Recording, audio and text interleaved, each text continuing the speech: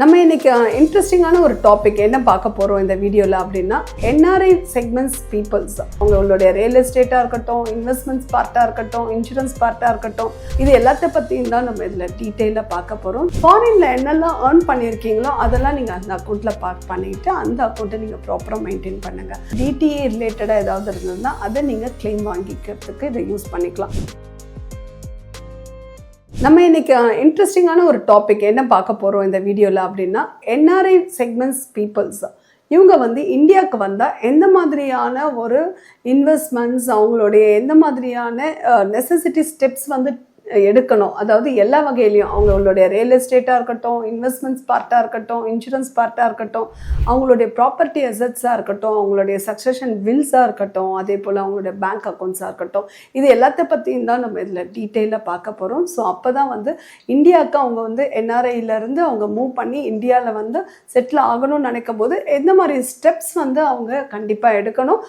ஏன்னா இப்போ RBI rules and norms day to day நிறைய அப்டேஷன்ஸ் பண்ணிகிட்ருக்காங்க, சேஞ்சஸ் இருக்குது. அதனால் உங்களையும் நீங்கள் அப்டேட் பண்ணிக்கலனாக்கா கண்டிப்பாக ஏதாவது ப்ராப்ளமில் சிக்கும் போது அன்னைக்கு நமக்கு சப்போர்ட் பண்ணுறது ரொம்ப கஷ்டமாக இருக்கும். இந்த வீடியோ உங்களுக்கு எப்படி அதை ப்ரொடெக்ட் பண்ணி என்ன மாதிரியான டாக்குமெண்ட்ஸ் இந்தியாவில் நீங்கள் அது சேஃப்டி மெஷர்ஸ் பண்ணணும்னு சொல்லும்போது இது ரொம்ப யூஸ்ஃபுல்லாக இருக்கும். உங்களுக்கும் சரி, இல்லை உங்களுடைய தெரிஞ்சவங்க என்ஆர்ஐ செக்மெண்ட்ஸ் இந்தியாவில் செட்டில் ஆக போகிறாங்க அப்படின்னா அவங்களுக்கும் நீங்கள் இதை கண்டிப்பாக இந்த வீடியோ ஷேர் பண்ணும்போது அவங்களுக்கும் ரொம்ப யூஸ்ஃபுல்லாக இருக்கும். வாங்க நம்ம வீடியோக்குள்ளே போகலாம். ஃபஸ்ட்டு பேங்கிங் அண்ட் ஃபினான்ஷியல் அக்கௌண்ட்ஸை நீங்கள் ஃபஸ்ட்டு பேசிக்காக கரெக்ட் பண்ணணும். என்ன அப்படின்னா நம்மளுடைய என்ஆர்இ என்ஆர்ஓ அக்கௌண்ட்ஸ் இருக்கு இல்லையா, இந்த அக்கௌண்ட்ஸை அன்னெசரியாக நிறைய இருந்ததுன்னா அதை க்ளோஸ் பண்ணிவிட்டு உங்களுடைய ஆர்ஐ ஸ்டேட்டஸில் இருக்க இந்தியன் அக்கௌண்ட்ஸை நீங்கள் வச்சுக்கணும். அதே போல் ஆர்எஃப்சி அப்படின்ற ரெசிடென்ட் ஃபாரின் கரன்சின்ற அக்கௌண்ட்டை நீங்கள் வச்சுக்கும் போது ஃபாரினில் என்னெல்லாம் ஏர்ன் பண்ணியிருக்கீங்களோ அதெல்லாம் நீங்கள் அந்த அக்கௌண்ட்டில் பார்க் பண்ணிவிட்டு அந்த அக்கௌண்ட்டை நீங்கள் ப்ராப்பராக மெயின்டைன் பண்ணுங்கள்.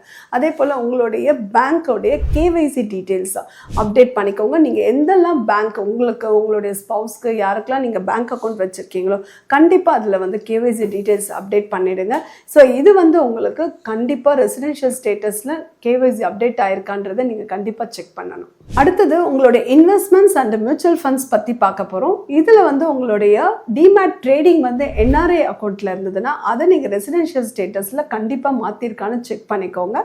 செகண்ட் உங்களுடைய இன்வெஸ்ட்மெண்ட்ஸ் இன் ஈக்விட்டி மார்க்கெட்ஸ், அதே போல் உங்களுடைய ஷேர்ஸ் அண்ட் மியூச்சுவல் ஃபண்ட்ஸ் இதிலெல்லாம் இருந்ததுன்னா கண்டிப்பாக அதோடைய ஏஎம்சி ஆர் ஃபண்ட் ஹவுசஸில் நீங்கள் உங்களுடைய கேவைசியை ரெசிடென்ஷியல் ஸ்டேட்டஸில் அப்டேட் பண்ணிவிடுங்க.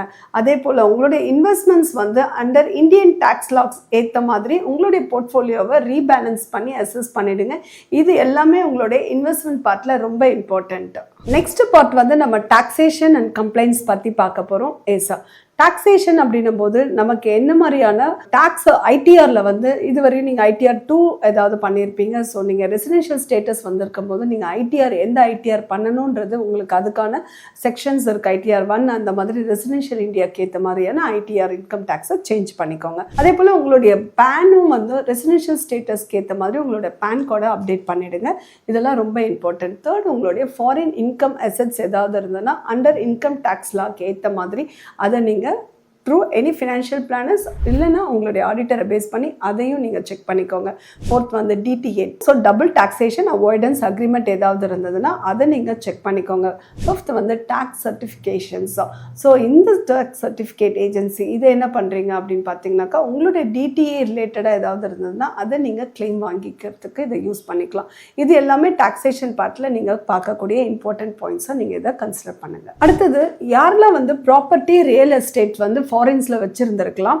இப்போ நீங்கள் இந்தியாவுக்கு வந்துடுறீங்க, உங்களுடைய ஹவுஸ் இங்கே நீங்கள் வாங்கியிருக்கீங்க, பர்ச்சேஸ் பண்ணியிருக்கீங்கன்னா அக்கார்டிங் டு திஸ் உங்களுடைய யூட்டிலிட்டி பில்ஸ், அதே போல் உங்களுடைய பேன், ஆதார் எல்லாமே கரண்ட் ரெசிடென்ஷியல் ஸ்டேட்டஸில் இந்த அட்ரஸில் இருக்கான்னு நீங்கள் வெரிஃபை பண்ணிக்கோங்க.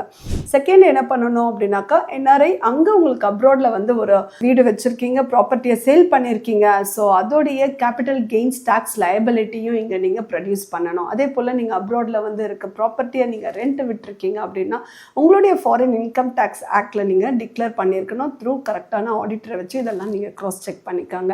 அதே போல் உங்களுடைய under the any property sales அதோடைய ரீபேட்ரியேட்டிங் ப்ராசஸையும் நீங்கள் அண்டர் த FEMA கைட்லைன்ஸ்க்கு ஏற்ற மாதிரி ரீபேட்ரியேஷன் பெனிஃபிட்ஸையும் நீங்கள் க்ராஸ் செக் பண்ணிக்கோங்க. இது எல்லாமே நீங்கள் ப்ராப்பர்ட்டி வந்து அசட்ஸாக நீங்கள் ஒரு இடத்துல ஃபாரினில் சேல்ஸ் பண்ணிட்டு இங்கே வரீங்கன்னா இந்த part taxation, capital tax gains, இந்த மாதிரியான டாக்குமெண்ட்ஸ் இது எல்லாமே ஃபாரின் இன்கம் டேக்ஸ் லா இதுக்கு ஏற்ற மாதிரி நீங்கள் அப்டேட் பண்ணிவிடுங்க. இல்லைனா உங்களுக்கு RBI வந்து ஏதாவது ஒன்று ஐடென்டிஃபை பண்ணிட்டாங்க, இல்லாட்டி உங்களுடைய அந்த டேக்ஸ் இன்கம் டேக்ஸில் ஏதாவது ஐடென்டிஃபை பண்ணிட்டாங்கன்னா உங்களுக்கு அது ஃப்யூச்சரில் ரொம்ப ப்ராப்ளமேட்டிக் ஆகிடும். நெக்ஸ்ட்டு நீங்கள் இம்பார்ட்டண்ட்டாக பார்க்க வேண்டிய விஷயம் என்னென்னு பார்த்தீங்கன்னா